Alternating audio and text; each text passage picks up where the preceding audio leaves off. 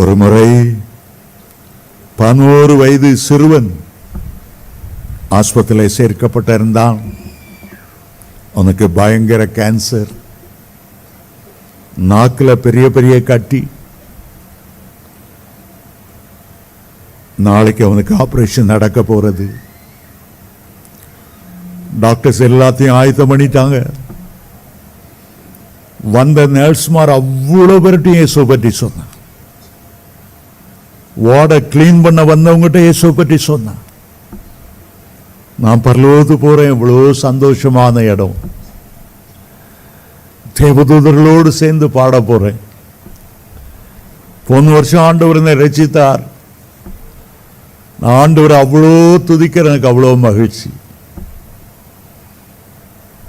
Doctor வந்தார். Doctor, இன்னைக்கு என் birthday என்று சொன்னார்.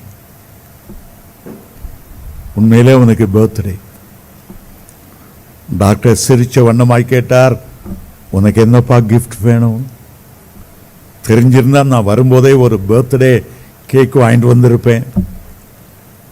நல்லா உனக்கு ஒரு சின்ன கம்ப்யூட்டர் வாங்கி தரவா, அல்ல எலக்ட்ரிக்கில் ஓடுற ஒரு கார் வாங்கி தரவா? என்ன கேட்டாலும் கேள் தம்பி. அவனுடைய முகம் அவ்வளோ இன்னசென்ட்டாக, அவ்வளோ அருமையாக இனிமையாக இருந்தது. இந்த ஆஸ்பத்திரியில் இதுவரை படுத்திருந்த எல்லா பேஷண்ட்ஸை பார்க்கலும் சந்தோஷமாக இருந்தவன் அவன்தான்.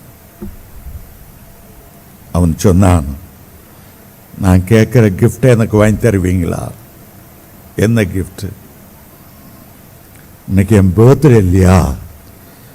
ஒரு வாரமாக ஆண்டவர்கிட்ட ஜெபம் பண்ணேன், 11வது பர்த்டேல எனக்கு 11 ஆத்துமாக்களை தரணும்.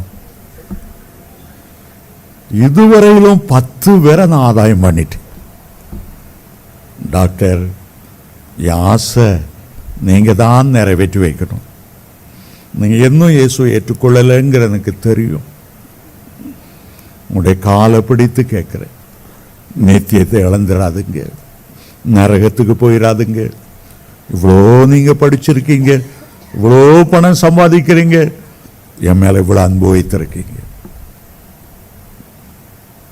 சரிப்பா, பிற பார்க்கலாம். இப்போ என்ன ட்ரிப்? இல்லை இல்லை இல்லை டாக்டர், இதை சொல்லுங்க.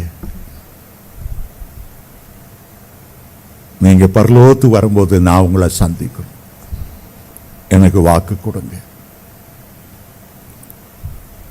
அவர் முகத்தை பார்த்தார், அழுதார், முழங்கால் படியிட்டார். அவனுக்கு வாக்கு கொடுத்தார். வீட்டுக்கு வந்தார். மனைவி சொன்னாள், உடைய முகம் ரொம்ப கலங்கி இருக்குது, ஒரு நாள் இவ்வளவு கலங்க மாட்டீங்களா? சொன்னார், அந்த பையனுக்கு கையில் அடிச்சு சத்தியம் கொடுக்கிற வரையிலும் அவன் விடல. என் கை அவனை தொடும்போது அவன் உயிர் அவனை விட்டு பிரிஞ்சு போயிட்டு, அவனுடைய உயிர் அவனை விட்டு போயிட்டு. என் கை அந்த பச்சளம் குழந்தையுடைய கையில் வைத்து இருக்கும் போதே அவன் பரலோகத்து போயிட்டான். இனிமேலும் நான் என் இருதயத்தை கடினப்படுத்த மாட்டேன். இனிமேலும் இயேசுவை தூர நிறுத்தி வச்சிருக்க மாட்டேன். நான் அவனை பரலோகத்தில் பார்க்கிறேன். கணவனும் மனைவியும் டாக்டரும் மனைவியுமாய் தேம்பி தேம்பி தேம்பி தேம்பி அழுதார். ஒரு சின்ன பையனுடைய ஆத்தும தாகம், ஆத்துமா பாரம்.